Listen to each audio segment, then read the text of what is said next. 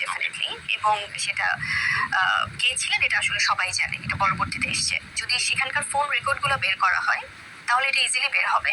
এটা যখন এই বিষয়গুলো সামনে আসার পরে, যখন আমাদের আন্ডারস্ট্যান্ডিং এর বিষয় যখন শুরু হলো, তার আগে আমি তখন আমি যখন জিজ্ঞেস করেছি যে আচ্ছা এই ব্যাপারটা কি, তখন সে আমাকে বলেছে যে আমার এই আন্ডারস্ট্যান্ডিং প্রবলেমটা তো আমার অনেক আগে থেকেই। হ্যাঁ, দেখো যে আজকে যদি আমরা যদি ওরকম আমার এই জায়গাটা যদি আমি হ্যাপিলি আমার সবকিছু থাকতো,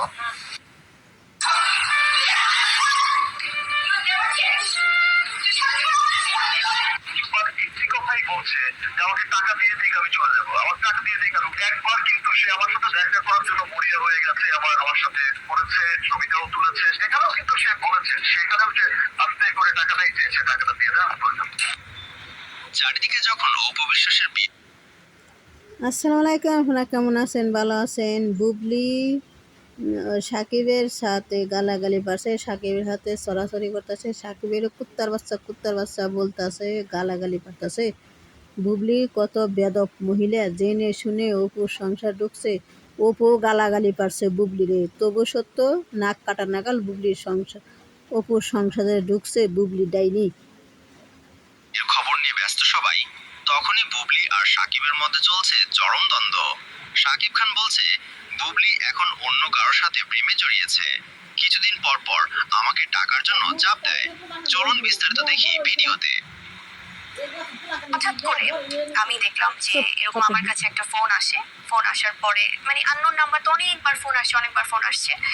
আসার পরে দেখছি যে আসলে খুব মানে অন্যরকম ভাষাতে, মানে আছে না একটা মানুষ ফোন ধরেই তো আগে কথা বলে, আপনাকে আগে জিজ্ঞেস করবে ভাইয়া যে কি হয়েছে বা কি ব্যাপার, কিন্তু ফোন করে আপনাকে হচ্ছে যে খুব ডিফারেন্ট ওয়েতে আপনাকে নানান ধরনের কথা বলছে।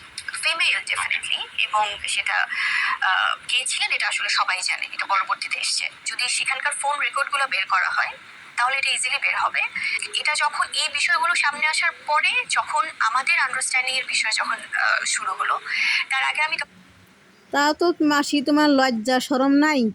তুমি জেনে শুনে অপুর সংসারে ঢুকছিলে কাল নাগিনী সাপ হইয়ে, তুমি একটা ডাইনি কলঙ্কিনী। আর কার কাছে আর কোনাহানে তুমি জামাই পাইছিলে না? একজনের স্বামী নিয়ে কারাকারি করে তুমি সংসার বানবার চাও, এখানে বাচ্চা হয়েছে দুইটা, তুমি একটা শয়তানের রানী, অন্যের সংসার ভাঙ্গার ডাইনি। তোমার নাগাল মহিলা হাজার হাজার ঘরে থাকলে মানুষের স্বামী হারা হয় যে মহিলারা।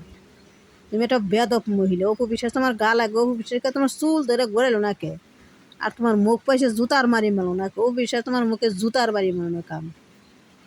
অপু বিশ্বাস তোর একটা একটা যেন চুল ছিঁড়ে।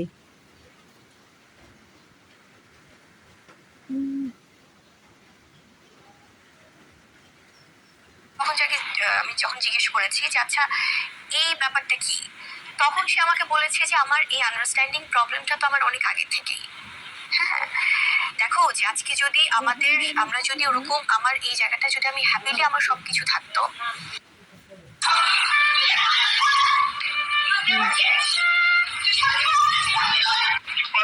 কথাই বলছে যে আমাকে টাকা দিয়ে দিক আমি চলে যাবো, আমার টাকা দিয়ে দিক।